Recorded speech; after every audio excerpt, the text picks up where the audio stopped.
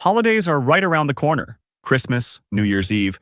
It's the season when everyone's supposed to socialize. But what if I told you there are people who actually just want to be alone? People who genuinely hate people? Not in a dangerous or violent way. That's a completely different story, and obviously wrong. I'm talking about the kind of person who can't stand crowds, avoids social gatherings, and would rather spend time with their pets or one or two close friends. People who don't want to hurt anyone. They just want peace. They just want to be left alone. So why does this happen? Why do some people feel this constant urge to pull away, avoid interactions, avoid people altogether? It's not about being antisocial or rude, and it's not as simple as just being an introvert. It goes deeper, much deeper, and it's far more common than you'd think. And maybe, just maybe, you'll see a part of yourself in one of the three types we're about to explore. Stick around. This is a journey into the mind of people who seem like they hate the world, but for reasons most people never understand. Type 1. The betrayed soul. The first type is what I call the betrayed soul. These are the people who hate people because people have hurt them. Deeply. Maybe it was betrayal, maybe abandonment.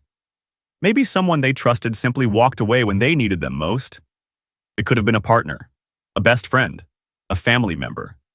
Someone they believed would never turn their back on them. Until they did. The pain doesn't disappear. It settles inside them like an untreated wound. Every time they even think about trusting someone again, the wound reopens. The old hurt comes back.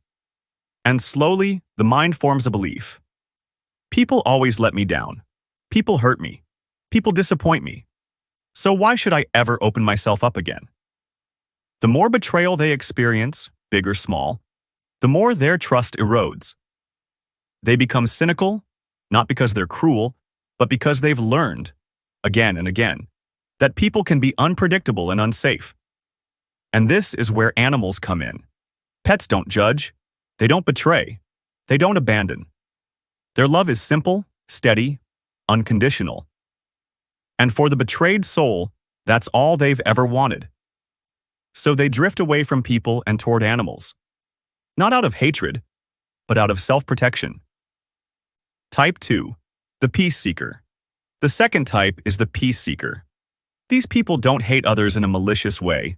They're just exhausted, mentally, emotionally, socially. They crave quiet. They crave space. They crave a life without the emotional noise that so many people bring with them. But here's the problem. When they choose solitude, the world misunderstands. People whisper, "Why don't you join us? Do you think you're better than everyone? Why are you always alone?" It's not that they dislike people. They dislike the chaos, the tension, the superficial small talk, the constant expectations. But the more they retreat to protect their inner peace, the more others judge them. And the more they're judged, the deeper they withdraw. This creates a loop. Retreat, criticism, more retreat, more criticism. Over time, that constant misunderstanding becomes resentment. Not because they truly hate people, but because people refuse to accept that solitude isn't a problem. It's their preference. Peace seekers aren't trying to hurt anyone. They're trying to survive in a world that demands noise when all they want is quiet. Type 3. The cynical humanity hater. Finally, the third type. The darkest one. These are the people who develop a genuine bitterness toward humanity. They're frustrated, cynical, easily irritated, and they often blame people for the ugliness they see in life. Repeated betrayal, humiliation, rejection, disappointment, all of it piles up until it turns into unresolved anger. They exaggerate people's flaws. They see selfishness everywhere. They expect the worst in every interaction. And they avoid forming bonds because they don't believe anything good can come from other humans. Unlike the peace seeker, they're not craving silence. Unlike the betrayed soul, they're not craving safety. They're done. They're fed up. They feel like humanity is fundamentally flawed, and they want nothing to do with it. So there you have it. 3 types of people who seem like they hate others, each with their own story, their own struggles, and their own reasons. It's not always malice. Sometimes it's protection. Sometimes it's exhaustion. Sometimes it's years of emotional pain no one ever noticed.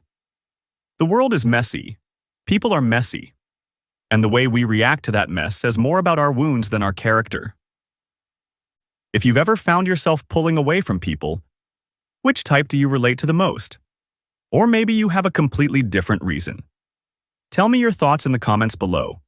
And if this made you think differently, hit subscribe. We go deeper every day.